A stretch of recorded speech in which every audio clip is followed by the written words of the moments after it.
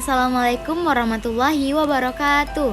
Perkenalkan, nama saya Resi Oktamara Diwa dengan NIM 1901030 dari kelas S1 2A.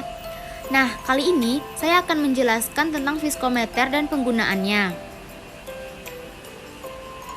Nah, pada kali ini kita akan membahas viskometer Brockfield, viskometer Oswald, viskometer Cup and Bob, viskometer Hopler, dan viskometer Cone and Plate. Nah, sebelum mengetahui viskometer tersebut, apa sih viskometer itu?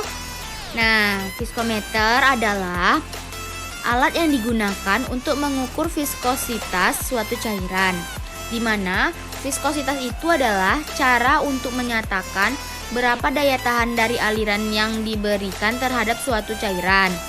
Kebanyakan dari viskometer digunakan untuk mengukur kecepatan suatu cairan yang mengalir melalui pipa gelas atau gelas kapiler.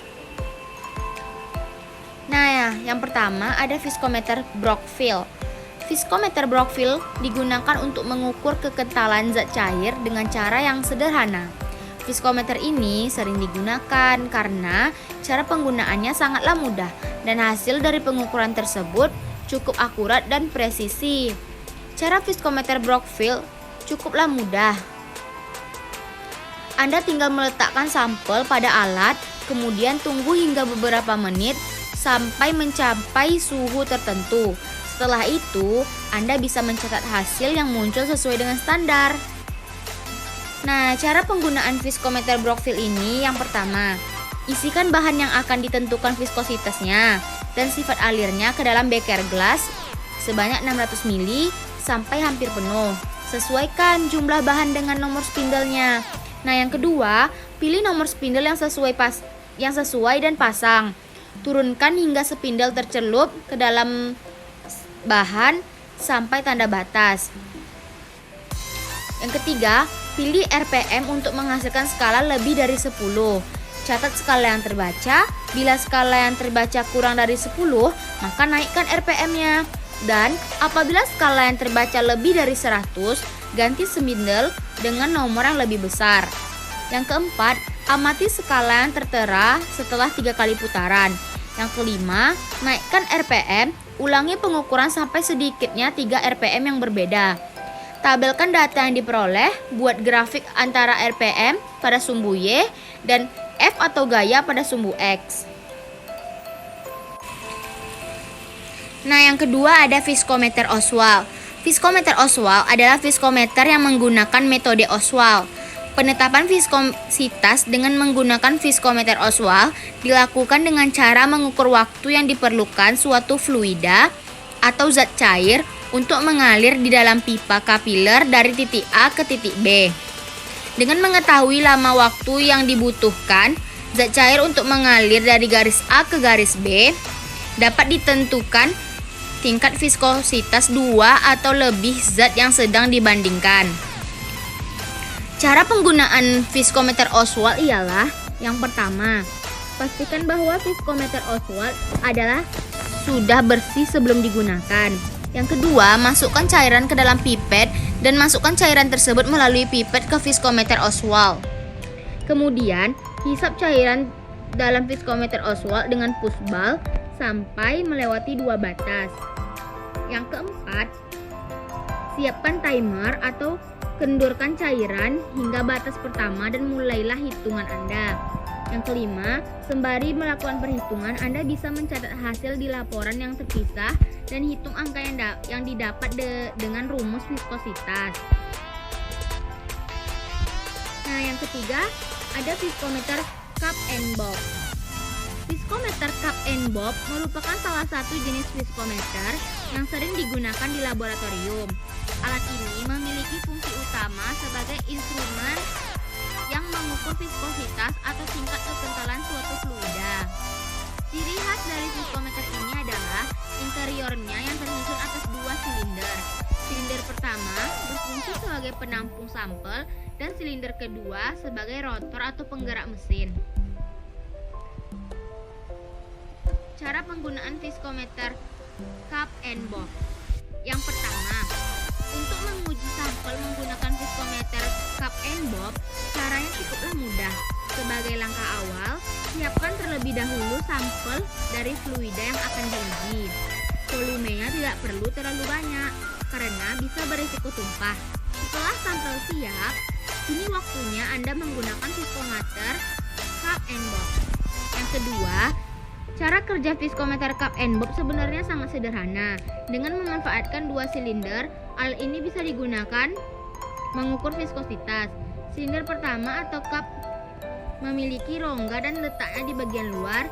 Silinder kedua ada di bagian dalam dan berfungsi sebagai rotor penggerak mesin. Yang ketiga, sampel cukup diletakkan atau dituangkan pada celah antara cup and bob. Saat mesin dihidupkan, alat ini akan langsung berputar. Pada beberapa jenis viskometer cup and bob, bagian cup bergerak, namun beberapa jenis lainnya justru bagian bob yang bergerak. Misalnya viskotester.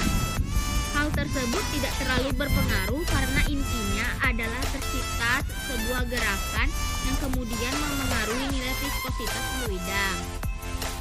Nah, yang keempat, setelah alat berputar selama beberapa saat, tingkat viskositas sampel bisa langsung dilihat.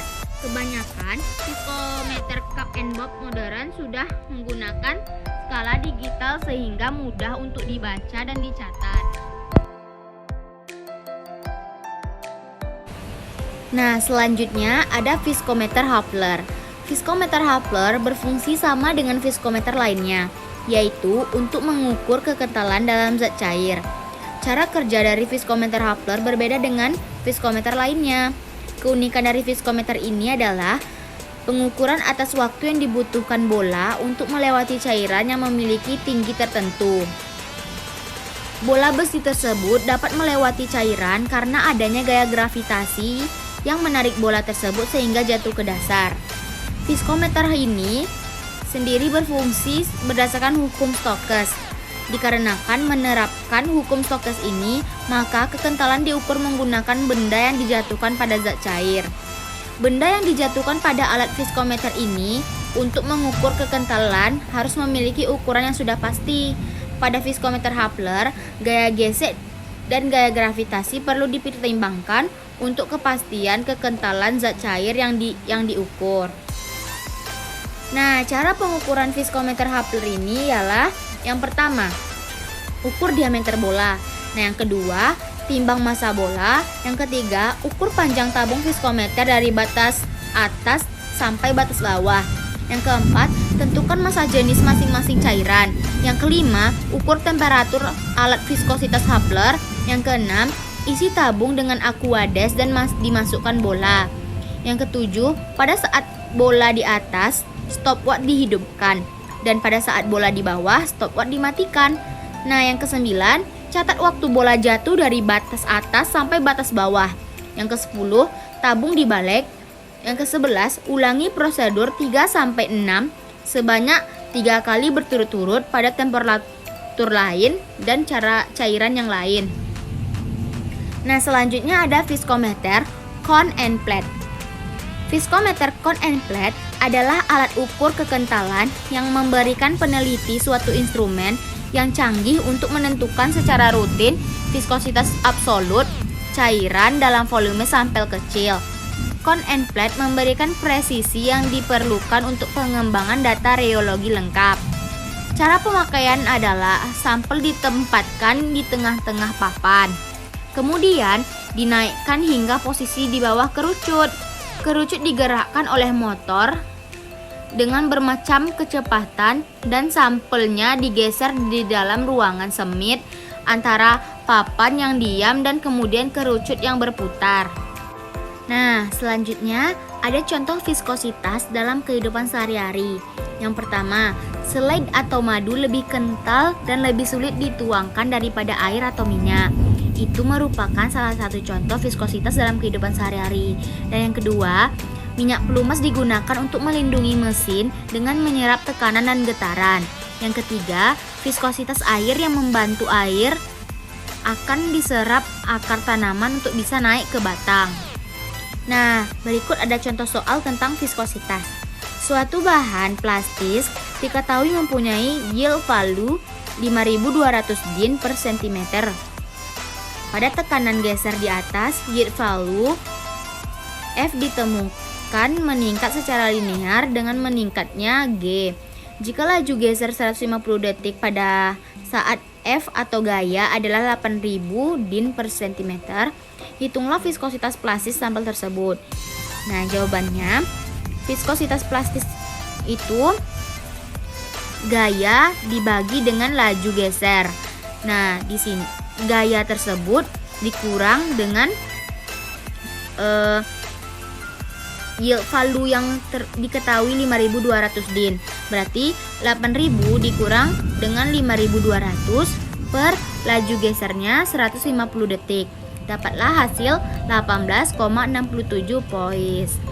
Nah, sekian presentasi dari saya. Apabila ada salah mohon dimaafkan. Assalamualaikum warahmatullahi wabarakatuh.